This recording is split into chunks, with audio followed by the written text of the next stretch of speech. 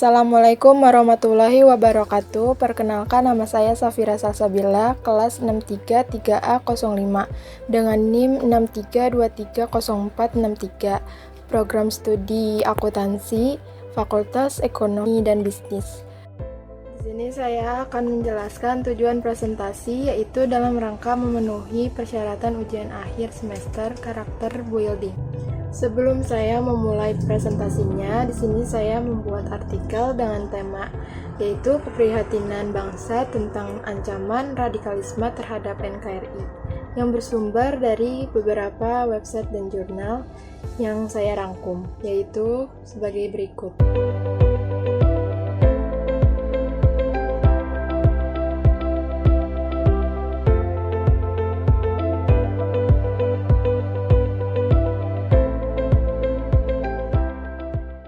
Baik, saya mulai presentasinya.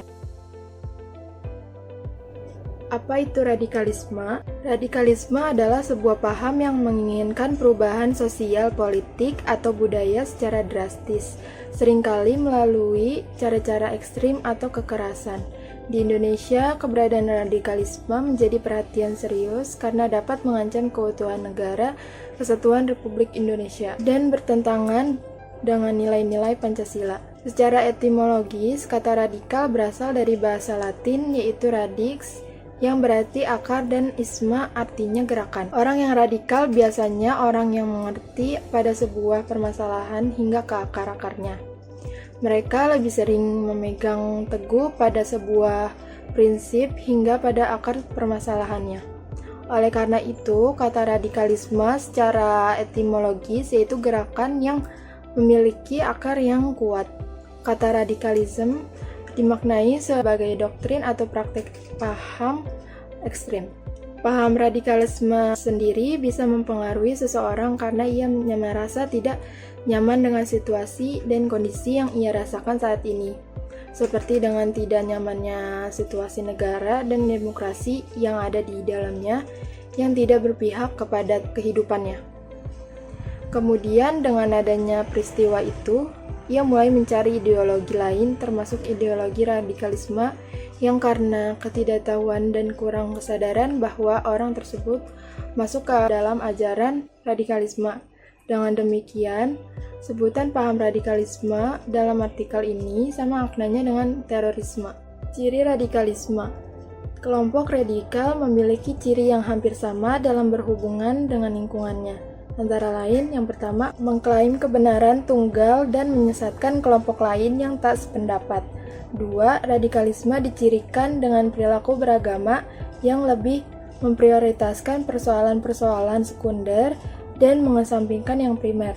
3. Kelompok radikal bersikap berlebihan dalam menjalankan ritual agama yang tidak pada tempatnya.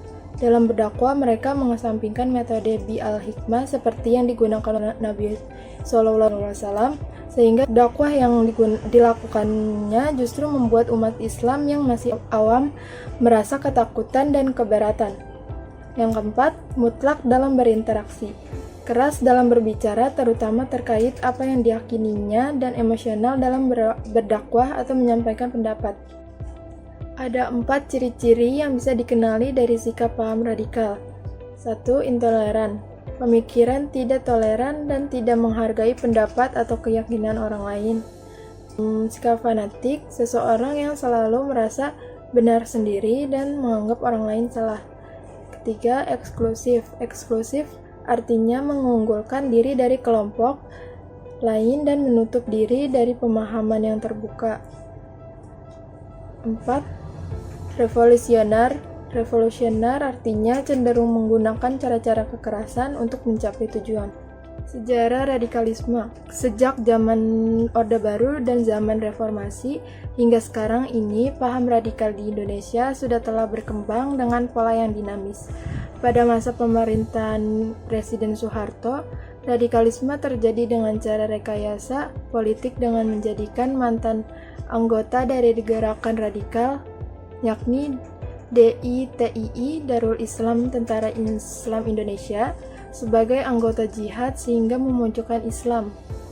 Memiliki ciri menjustifikasi penggunaan kekerasan serta aksi teror agar mampu mencapai tujuannya, yakni mendirikan struktur pemerintahan yang berdasarkan ajaran agama Islam DITII, merupakan gerakan yang muncul pada masa kemerdekaan Indonesia dan gerakan tersebut disinyalir sebagai awal mula pada zaman reformasi. Pada zaman reformasi, paham radikal terjadi karena kepentingan.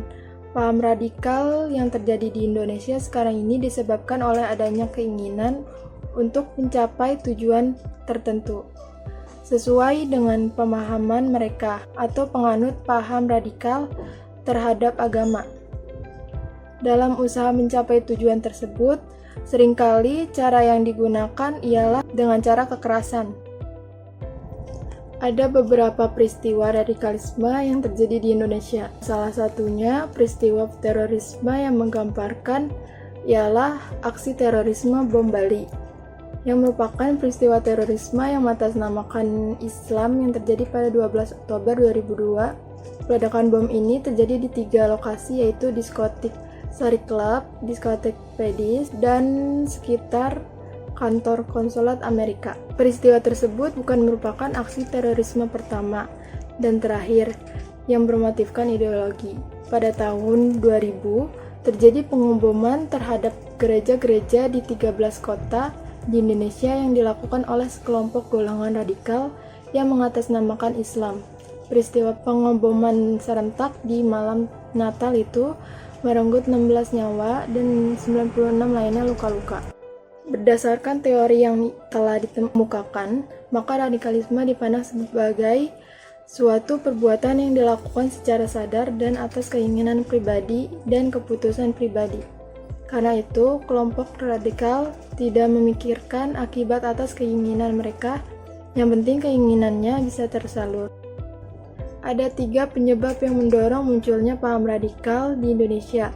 Faktor pertama, perkembangan global bahwa kelompok radikal menjadikan situasi di Timur Tengah sebagai inspirasi untuk mengangkat senjata dan aksi teror atas dasar penderitaan sesama Muslim, seperti kondisi di Afghanistan, Palestina oleh Zionis, Irak, Yaman, Syria, dan seterusnya dipandang sebagai campur tangan kerjasama Amerika-Israel dengan bantuan blok pendukungnya.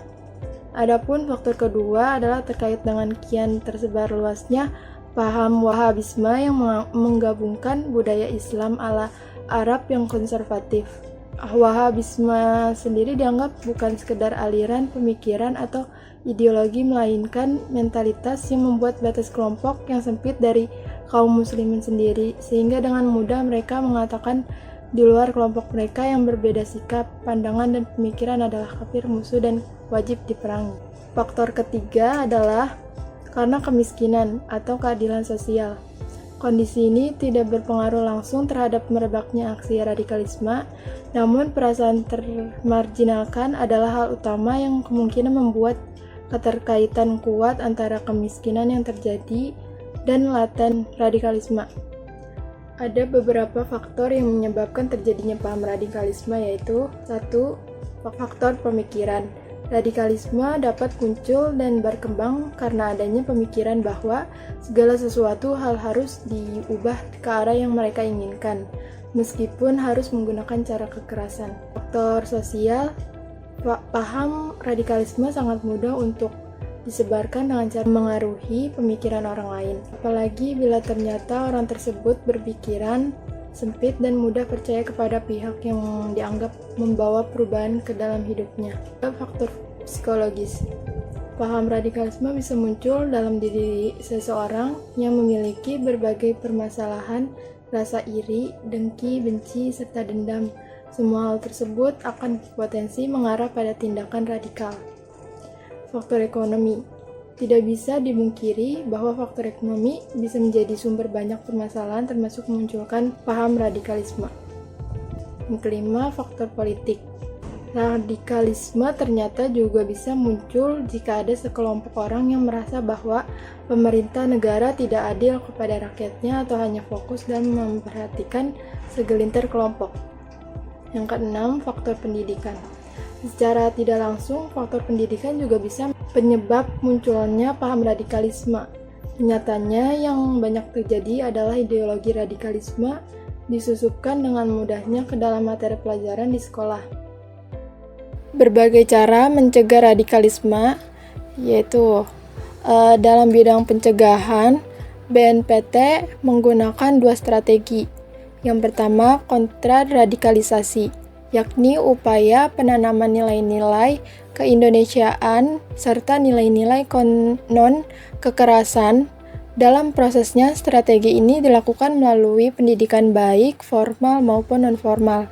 Kontraradikalisasi diarahkan masyarakat umum melalui kerjasama dengan tokoh agama, tokoh pendidikan, tokoh masyarakat, tokoh adat, tokoh pemuda, dan stakeholder lain dalam memberikan nilai-nilai kebangsaan. Lalu, strategi kedua adalah deradikalisasi. Bidang deradikalisasi ditujukan pada kelompok simpatisan, pendukung, inti, dan militan yang dilakukan baik di dalam maupun di luar lapas. Tujuan dari deradikalisasi agar kelompok inti, militan, simpatisan, dan pendukung meninggalkan cara-cara kekerasan dan teror dalam memperjuangkan misinya, serta memoderasi paham-paham radikal mereka sejalan dengan semangat kelompok Islam moderat dan cocok dengan misi-misi kebangsaan yang memperkuat NKRI. Adapun upaya-upaya dalam mencegah radikalisasi secara mandiri dilakukan dengan menanamkan jiwa nasionalisme, berpikiran terbuka dan toleran, waspada terhadap provokasi dan hasutan, dan berjejaring dalam komunitas perdamaian. Kesimpulannya, dengan demikian, radikalisme adalah ancaman bagi masyarakat Indonesia. Penyebaran paham radikalisme yang begitu cepat membuat masyarakat resah. Maka dari itu, bangsa Indonesia harus bekerja sama menentang dan melawan untuk meminimalisir dampak dari paham radikalisme, serta mendorong pemerintah untuk mencoba mengurai potret kemunculan paham radikalisme dengan mencoba membatasi potensi-potensi perkembangan paham itu dari luar, yakni dengan cara membentengi NKRI dari paham-paham yang tidak dibenarkan oleh agama. Sekian dari presentasi saya. Mohon maaf bila ada pengucapan kata yang salah, dan terima kasih yang sudah menonton sampai habis. Assalamualaikum warahmatullahi wabarakatuh.